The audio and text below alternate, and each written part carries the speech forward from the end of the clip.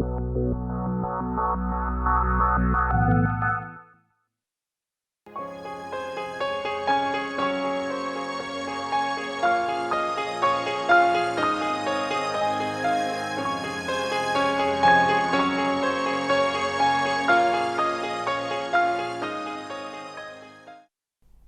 طلباء اور طالبات، اس سے پہلے ہم نے آپ سے اردو زبان کے آغاز پر بات کی تھی۔ ضمنی طور پر اس میں بھی سنسکرت پراکرت کے بارے میں باتیں شامل تھیں۔ آئیے آج ہم لوگ قدر تفصیل سے جانتے ہیں کہ سنسکرت، پراکرت اور اپبھرنش بولیاں کیا ہیں، کیونکہ اردو زبان کے ارتقاء میں یہ بولیاں بہت اہمیت کی حامل رہی ہیں۔ ہم جانتے ہیں کہ آریہ لوگ جب شمال مشرق سے مغرب کی طرف بڑھتے ہوئے رفتہ رفتہ ہندوستان کے ایک بڑے علاقے میں پھیل گئے، یہ لوگ جیسے جیسے مختلف علاقوں میں پھیلتے گئے ویسے ویسے ایک منظم معاشرے کی شکل اختیار کرتے گئے اور انہیں استحکام حاصل ہوتا گیا۔ ان کی زبان شمالی ہندوستان سے مشرق و مغرب بلکہ کسی نہ کسی طرح پورے ملک میں پھیل جاتی ہے اور اس پر علاقائی بولیوں کے اثرات مرتب ہونے لگتے ہیں۔ یہاں اس بات کی وضاحت ضروری ہے کہ سنسکرت اور پراکرت دونوں ہی شکلوں میں آریائی زبانوں نے قبل مسیح صدیوں میں مہذب دراویڑیوں کو متاثر کرنا شروع کر دیا تھا، جس کے نتیجے میں اس زبان کی مرکزیت ختم ہونے لگی۔ اس طرح سنسکرت کی 3 علاقائی شکلوں ادیچیہ، مدھیہ دیش اور پراچیہ کا وجود ہوتا ہے۔ ادیچیہ قدیم ہندوستان کے شمال مغربی علاقے کی بولی تھی، پراچیہ کا چلن مشرق میں تھا اور مدھیہ دیش ادیچیہ اور پراچیہ کے درمیانی خطے کی بولی تھی۔ ادیچیہ آریوں کی معیاری زبان سے قریب تر تھی۔ ہندوستان کے دوسرے علاقوں میں یہی زبان زیادہ مستند اور کھری سمجھی جاتی تھی اور لوگ آریوں کی معیاری زبان کی سند اسی علاقے سے لیتے تھے۔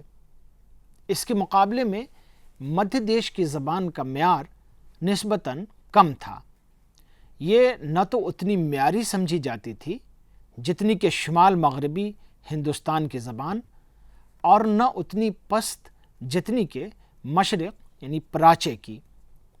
پراچے زبان کا چلن عام آریوں کے ان قبائل میں تھا جو مشرقی اتر پردیش اور مغربی بہار نیز مشرقی ہندوستان کے بعض علاقوں میں آباد تھے۔ مغربی ہندوستان کے آریہ ان کو حقارت کی نظر سے دیکھتے تھے۔ اس دور کے آخری ایام میں سنسکرت اپنا معیار کھونے لگی اور اس میں صرفی، صوتی اور نحوی اختلافات پیدا ہونے لگے۔ ایک ہی لفظ کی مختلف شکلیں بولی جانے لگیں۔ دوسرے لفظوں میں یوں کہا جا سکتا ہے کہ عوام پراکرتوں کی طرف مائل ہونے لگے تھے۔ خاص طور پر مشرقی ہندوستان کی ریاستوں میں زبان کی ایسی تبدیلیاں زیادہ رونما ہونے لگیں۔ آریہ انہیں حقارت کی نظر سے دیکھتے تھے اور ان کے درمیان نسلی عصبیت بھی راہ پانے لگی تھی۔ جیسا کہ آپ جانتے ہیں، آریہ اپنے زبان کے معاملے میں بڑے حساس تھے۔ اپنی زبان کو منظم کرنے کی فکر ان کے اندر لاحق ہوئی، لہٰذا اپنی زبان کا وقار بحال کرنے کی غرض سے وہ لوگ مدھیہ دیش کی زبان کو بھی قدر کی نگاہ سے دیکھنے لگے۔ ساتھ ہی مقامی تعصبات سے بالاتر ہو کر ہر علاقے کے مخصوص الفاظ شامل کر کے ایک خاص قسم کی ٹکسالی زبان استعمال کرنے لگے۔ چنانچہ اب سنسکرت پورے ملک کی زبان بن گئی تھی۔ مشرقی علاقوں کے عوام گرچہ اس زبان میں گفتگو نہیں کر پاتے تھے مگر سمجھتے ضرور تھے۔ اس سلسلے میں ایک عظیم قواعد نویس پاننی کی کوششیں ناقابل فراموش ہیں۔ اس نے اس زبان کے کچھ اصول و قواعد مرتب کر کے ایک جامع تصنیف اشٹادھیائی پیش کی۔ ان اصولوں کی پابندی اور دوسری جانب شائستہ اور بلیغ الفاظ کے انتخاب نے سنسکرت کو اور شستہ اور رفتہ بنا دیا۔ مذہبی پیشواؤں کی کوششوں نے بھی زبان کو منظم کرنے میں نمایاں کردار ادا کیا۔ سنسکرت کا لفظ اسی شستہ و رفتہ زبان کے لیے بطور صفت استعمال ہونے لگا۔ مذہب، فلسفہ، تاریخی روایات، مذہبی قصوں اور داستانوں جیسے غیر آریائی عناصر کے اختیار کیے جانے کے بعد یہ ہندوستانی تہذیب کی علامت بن گئی۔ سنسکرت کے قدیم ڈرامے اور ان کے کرداروں کی بات چیت اس بات کی واضح دلیل ہے کہ یہ زبان اعلیٰ طبقوں میں ایک مدت تک بولی جاتی رہی، بلکہ اس زبان میں تصنیف و تالیف کا سلسلہ جدید ہند آریائی زبانوں کے نشو و نما کے بہت بعد تک قائم رہا۔ ملک کے جن حصوں میں آریہ پھیل چکے تھے وہاں کے مذہبی، علمی اور ادبی طبقوں میں سنسکرت اچھی طرح سمجھی اور بولی جانے لگی۔ اس نے مذہب اور ادب کو اپنے آغوش میں جگہ دی اور شستہ اور بلیغ الفاظ سے اپنا خزانہ بھرا۔ نتیجتاً اس کا رشتہ عوام سے منقطع ہو گیا اور یہ زبان اشراف و اعلیٰ طبقہ کے لوگوں تک ہی سمٹ کر رہ گئی۔ لیکن تمام تر رعنائیوں اور مذہبی پیشواؤں اور اعلیٰ و اشراف طبقے کی پشت پناہیوں کے باوجود قواعد کے اصولوں نے اسے جکڑ کر محدود کر دیا۔ دوسری جانب اسی عہد میں دوسری زبانوں نے ویدک سنسکرت کا فطری رجحان اختیار کیا، اس لیے وہ پراکرت یا فطری کہلانے لگیں۔ ویدک اور کلاسیکل سنسکرت کی متذکرہ صورتحال کے سلسلے میں مسعود حسین خان لکھتے ہیں، سنسکرت رفتہ رفتہ ایک فرقے کی زبان بن کر رہ گئی۔ سنسکرت کے زوال کے سلسلے میں یہ بات ذہن میں رہنی چاہیے کہ ویدوں کی زبان تھوڑی بہت منظم ہونے کے باوجود اتنی ٹھس اور جامد نہیں تھی جتنی کہ ادبی سنسکرت۔ اپنی اہلیت کی وجہ سے اس نے دیو بانی کا رتبہ تو پایا، لیکن یہی امرپن اس کے لیے بار بن گیا۔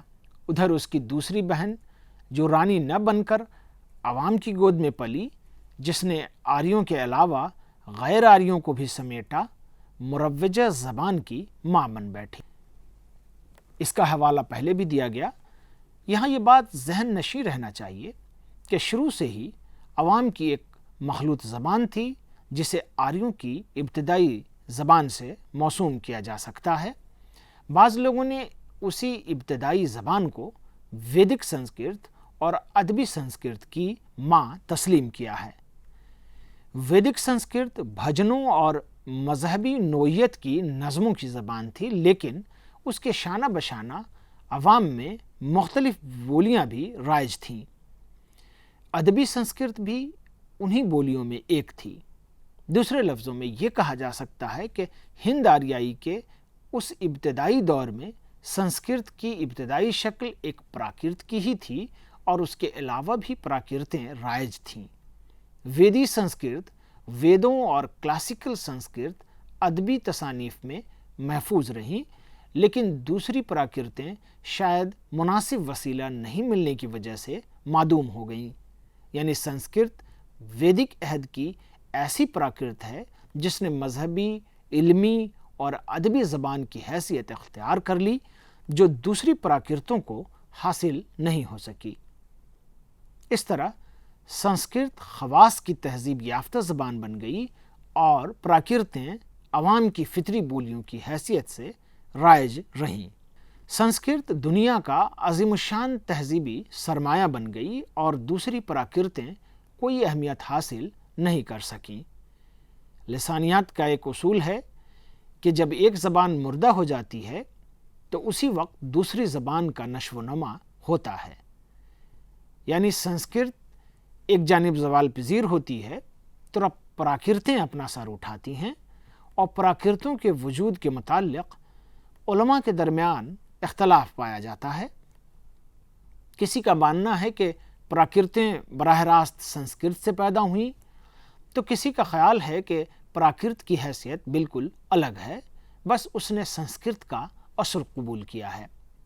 احتشام حسین کے مطابق بہت سے لوگ پراکرتوں کو سنسکرت سے ماخوذ سمجھتے ہیں، لیکن یہ خیال زیادہ صحیح نہیں ہے، بلکہ صرف اس حد تک درست ہے کہ قدیم اور وسطی پراکرتوں اور جدید دور کی زبانوں پر سنسکرت نے زبردست اثر ڈالا۔ لیکن مرزا خلیل احمد بیگ بہت وضاحت کے ساتھ اس بات پر اصرار کرتے ہیں۔ وہ لکھتے ہیں، یہ بات قابل ذکر ہے کہ پراکرت کوئی علیحدہ زبان نہیں تھی، بلکہ سنسکرت کی بدلی ہوئی شکل تھی، بلکہ اگر یہ کہا جائے تو بیجا نہ ہوگا کہ یہ سنسکرت کی ہی کوکھ سے پیدا ہوئی تھی۔ یہ ایک بدیہی حقیقت ہے کہ کوئی بھی زبان خلا میں پیدا نہیں ہوتی، بلکہ ہر زبان کا کوئی نہ کوئی ماخذ اور منبع ضرور ہوتا ہے جس سے یہ ارتقا پاتی ہے۔ پراکرت کا ماخذ و منبع بھی سنسکرت زبان ہی ہے۔ یہ سچ ہے کہ پراکرتوں کے نشو و نما کے زمانے میں ادبی سنسکرت عوام میں رائج تھی اور اس عہد میں تصنیف و تالیف کا ذریعہ تھی، لیکن کیا پراکرتیں اسی ادبی سنسکرت کے بطن سے وجود میں آئیں، یا یہ مسئلہ ذرا توجہ طلب ہے۔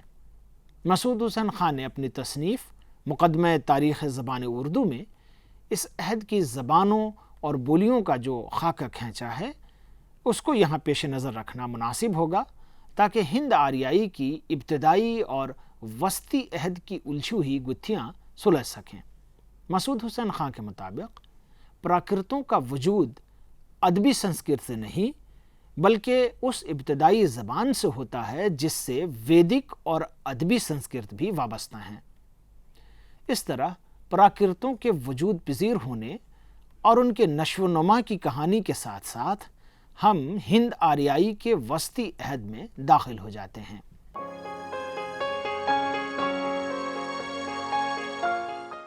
ہند آریائی کے عہد قدیم سنسکرت کے عروج کا زمانہ تھا۔ وسطی ہند آریائی میں بھی سنسکرت ہی مؤثر زبان کی حیثیت سے پیش نظر آتی ہے۔ ہند آریائی زبانیں علاقائی بولیوں کی حیثیت سے بھی ترقی پذیر ہوتی ہیں، لیکن اس سے سنسکرت کے وقار پر کوئی فرق نہیں پڑتا، بلکہ اس کی حیثیت اور بھی شستہ و رفتہ زبان کی ہو جاتی ہے اور اس کی جڑیں اور بھی مضبوط ہونے لگتی ہیں۔ لیکن ایک وقت ایسا بھی آتا ہے جب سنسکرت کی حیثیت ایک ٹکسالی زبان کی ہو جاتی ہے اور صرف و نحو میں قید ہو کر صرف بناوٹی زبان رہ جاتی ہے۔ ایسے میں سنسکرت کا ارتقا بالکل رک جاتا ہے اور یہ زبان ایک طرح سے جمود کا شکار ہو جاتی ہے، اور اس طرح عوامی بولیوں کی ترقی کی رفتار تیز ہو جاتی ہے۔ اس سلسلے میں سنیتی کمار چٹرجی کا خیال ہے، سنسکرت کے بعد وہ زبانیں آئیں جنہیں علمی اندازے سے دور جائے بغیر نئی شکلیں کہا جا سکتا ہے، یعنی قدیم پراکرتیں اور جدید بھاشا۔ یہاں مختلف بولیاں ایک ہی سلسلے کی کڑیاں تھیں۔ سنسکرت اور پراکرت ایک دوسرے سے جدا نہیں کی جا سکتی تھیں۔ دونوں میں سے کسی کے بارے میں نہیں سوچا جا سکتا تھا کہ ایک دوسرے سے آزاد وجود رکھتی ہیں، ان میں باہمی گہرا تعلق تھا۔ سنسکرت کے منظم اور محدود ہوتے ہی عوام کی بول چال کی فطری زبان سنسکرت کی ڈگر سے یکسر مختلف ہو گئی اور یہ بولیاں اپنا حلقہ اثر وسیع کرنے لگیں۔ ان بولیوں کا ارتقاء پراکرتوں کی شکل میں ہوتا ہے، انہیں عوام میں مقبولیت حاصل ہونے لگتی ہے اور بہت جلد یہ عام بول چال کی زبان بن جاتی ہے۔ پورے ہندوستان میں پراکرتوں کی مختلف شکلیں نظر آتی ہیں۔ پراکرت دراصل علیحدہ کوئی زبان نہیں تھی، بلکہ جیسا کہ عرض کیا گیا کہ سنسکرت زبان میں ہی تبدیلی رونما ہونے سے وجود میں آئی تھی، اور جب سنسکرت زبان کے تلفظ، قواعد اور نحوی ڈھانچے میں کافی حد تک تبدیلیاں ہو گئیں تو یہ زبان بالکل بدل گئی اور संस्कृत की यही बदली हुई शक्ल प्राकृत कहलाने लगी। प्राकृतों की इब्तिदा से ही हिंद आरियाई तारीख के दूसरे दौर का आगाज़ होता है। हम इसे वस्ती हिंद आरियाई का ज़माना भी कहते हैं। इसे लिसानियात के माहिरीन ने 3 अदवार में मुनक़सिम किया है। इस दौर में अवाम के दरमियान 3 तरह की प्राकृतें नज़र आती हैं। हर प्राकृत का ज़माना 500 साल पर मुहित है। अलिफ पहली प्राकृत, बे दूसरी प्राकृत और जीम तीसरी प्राकृत। पहली प्राकृत यानी इब्तिदाई प्राकृत, इसका ज़माना तकरीबन 500 क़ब्ल मसीह का है। इसका तयन 500 क़ब्ल मसीह ता 1000 सनह ईस्वी किया गया है। इसमें पाली और अशोक के कतबों की ज़बान का शुमार होता है। ये दोनों प्राकृत की अव्वलीन शक्लें हैं जो अवाम में राइज थीं। हिंदुस्तानी तमद्दुन की तारीख़ में बौद्ध और जैन मज़हब की शक्ल में एक बड़ा इनकलाब रूनुमा होता है। दोनों मजहबी पेशवाओं ने अपने अपने मज़हब की तबलीग अपनी मकामी बोलियों में ही शुरू की। महात्मा बुद्ध ने तो रुश्द व हिदायत और तलक़ीन के लिए शिद्दत के साथ इलाक़ाई ज़बान यानी पाली ही इख्तियार की। उसी ज़माने में महात्मा बुद्ध के 2 शागिर्दों ने उनसे ये इजाज़त तलब की कि अगर आप हुक्म दें तो आपके अक़वाल शुस्ता व रफ्ता और उस वक्त की मुहज़्ज़ब ज़बान संस्कृत में कलमबंद कर दिए जाएं। लेकिन महात्मा ने ऐसा करने से सख्ती से मना फरमाया और अवामी ज़बान को तरजीह दी। उनकी ख्वाहिश का एहतराम करते हुए उनके मुतक़द्दीन ने भी उसी पाली ज़बान को वसीला बनाया। नतीजतन संस्कृत ज़बान की तरह प्राकृत को भी एक मुक़द्दस ज़बान का रुतबा हासिल हो गया। इस तरह मज़हब का सहारा मिलते ही इलाक़ाई बोलियाँ चमक उठीं और वस्ती हिंद आरियाई के इस दौर में सबसे अहम ज़बान पाली बन गई, जो बौद्धी अक़ीदे और अदब के साथ न सिर्फ पूरे हिंदुस्तान में फैली बल्कि उसने बौद्ध भिक्षुओं के साथ बैरून हिंदुस्तान का भी सफ़र किया। आमतौर पर लोगों का ये ख्याल है कि पाली का ताल्लुक़ मगध देश की ज़बान से है, मगर हकीकत कुछ और भी है। पाली मगध देश की राइज ज़बान थी और मज़हब का सहारा पाकर हिंदुस्तान के दूर दराज इलाक़े मसलन शुमाल मग़रिब के क़दीम इल्मी मरकज़ तक्सला के अलावा बुद्ध भिक्षुओं के साथ दीगर ममालिक तक पहुँच गई। इसका मुतबादिल नाम मागधी भाषा है। इसका ताल्लुक़ वस्ती हिंद यानी शोरसेन के इलाक़े की ज़बान से है। बौद्धों की मजहबी किताबें पाली ज़बान में ही महफूज हैं और इस मतन के ज़रिए उसके नमूने भी देखे जा सकते हैं। पाली इब्तदाई प्राकृत की पहली शक्ल थी और चूँकि अवाम में राइज बोली यही थी, इसलिए ये पहली प्राकृत कहलाई। पहली प्राकृत के अंदर ज़बान के 2 तरह के नमूने नज़र आते हैं। उसकी पहली सूरत पाली और दूसरी अशोक के कतबों और लौटों की ज़बान थी। दूसरी प्राकृत में अदबी प्राकृत का शुमार होता है। वाज़ेह रहे कि किसी ज़बान का बिगड़ना ही दूसरी नई ज़बान के बनने से ताबीर किया जाता है। यही ज़बान की इब्तिदा, इर्तक़ा और ज़वाल की तारीख़ होती है। बक़ौल मसूद हुसैन ख़ां, पहली और दूसरी प्राकृत में हद फासिल कायम करना दुश्वार है, क्योंकि दूसरी प्राकृत के इब्तिदाई हालात के मुताल्लिक़ यकीन से कुछ नहीं कहा जा सकता। अलबत्ता पाली के अंदर ही हमें उसकी शक्ल दिखाई देती है। पाली ने तरक्की करके जब ऐसी शक्ल इख्तियार कर ली कि उसमें अदबी असालीब की गुंजाइश पैदा हो सके, तो उस ज़बान में अदब तख्लीक़ होने लगा और फिर उसे अदबी प्राकृत का दर्जा हासिल हो गया। वस्ती हिंद आरियाई की प्राकृतों का ये दूसरा अहद 100 सने ईस्वी से 500 सने ईस्वी को मुहित है। इस तरह प्राकृतें जो अवामी बोलियों की हैसियत रखती थीं, अब अदबी ज़बान बन गईं। अपने अहद से पेशतर की ज़बानों की तरह प्राकृतें भी इलाक़ाई सतह पर सर उठाने लगीं और उन्हें उनके इलाक़े से موسوم کیا جانے لگا۔ ہند آریائی زبانوں کے ہر عہد کے نمونوں کو اگر سامنے رکھ کر ان کا عمیق مطالعہ کیا جائے تو ہمیں ان کی بتدریج تبدیلیوں میں موجودہ زبان کا ارتقاء صاف طور پر نظر آئے گا۔ بیشتر ماہرین زبان نے ایسے تبدیل شدہ الفاظ کی ایک طویل فہرست پیش کی ہے۔ مثال کے طور پر پتر سنسکرت کا لفظ ہے، پراکرت میں اس کا تلفظ مشدد طریقے سے پت بولا جاتا تھا۔ جدید ہندوستان میں وہی لفظ پتر بمعنی بیٹا ہوا جاتا ہے۔ ایسے ہی سنسکرت کا دگدھ پراکرت میں دودھ ہو جاتا ہے اور اب اس کے لیے لفظ دودھ مستعمل ہے۔ شورسینی پراکرت، جیسا کہ اس کے نام سے ظاہر ہوتا ہے کہ اس کا تعلق شورسین یعنی متھرا کے علاقے سے تھا۔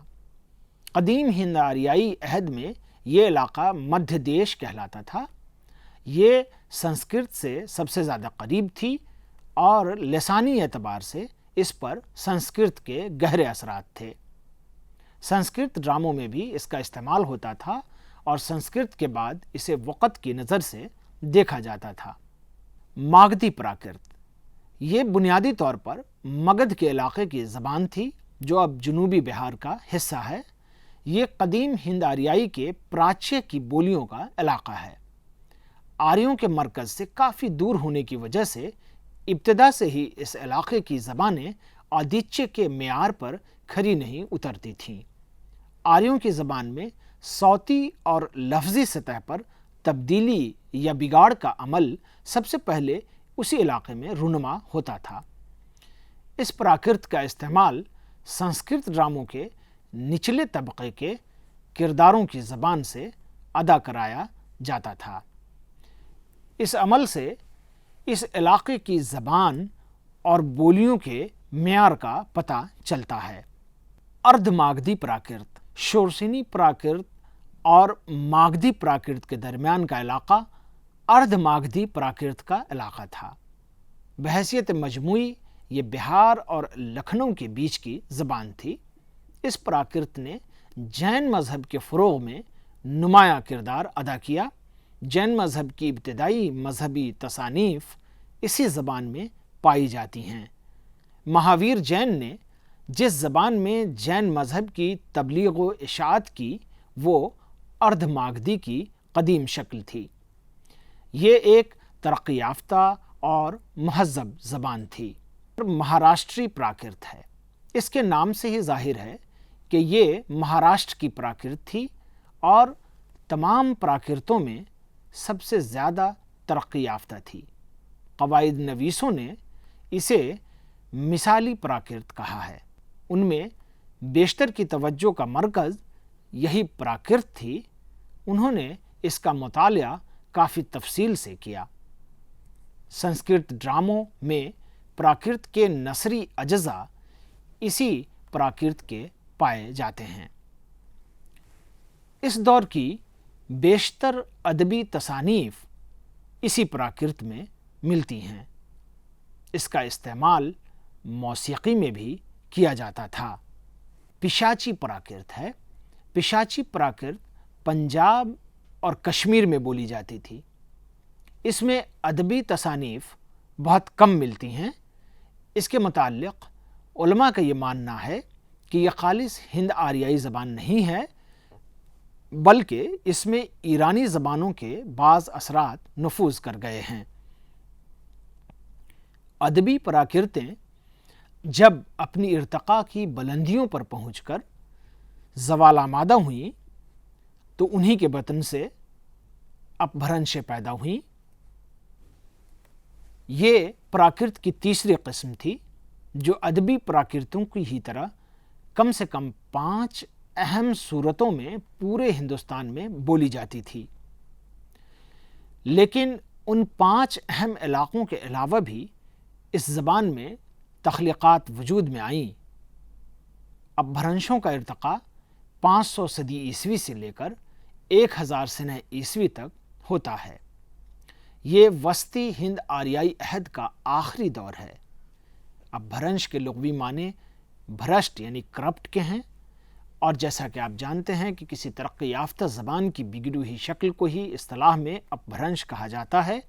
پتنجلی جو اپنے عہد کا ممتاز قواعد نویس ہے، اس نے اس اصطلاح کا استعمال ایسے الفاظ کے سلسلے میں کیا جو تلفظ کے اعتبار سے بگڑ گئے تھے یا جن کی صوتی حیت مسخ ہو گئی تھی۔ دوسری پراکرتیں جب ادبی صورت اختیار کر گئیں تو ان کا ارتقاء مختلف نہج پر ہونے لگا اور عوام سے ان کا رشتہ ختم ہو گیا۔ عوام کی زبان دوسری ڈگر پر ارتقاء پانے لگی، اس نے پراکرت کے الفاظ کو توڑ موڑ کر ان کی شکلیں بگاڑ کر بولنا شروع کر دیا، اور یہی بگڑی ہوئی زبان اپبھرنش کہلائی۔ عزیز طلباء اور طالبات، سنسکرت، پراکرت اور اپبھرنش بولیوں کے متعلق آج ہم نے قدر اختصار سے گفتگو کی۔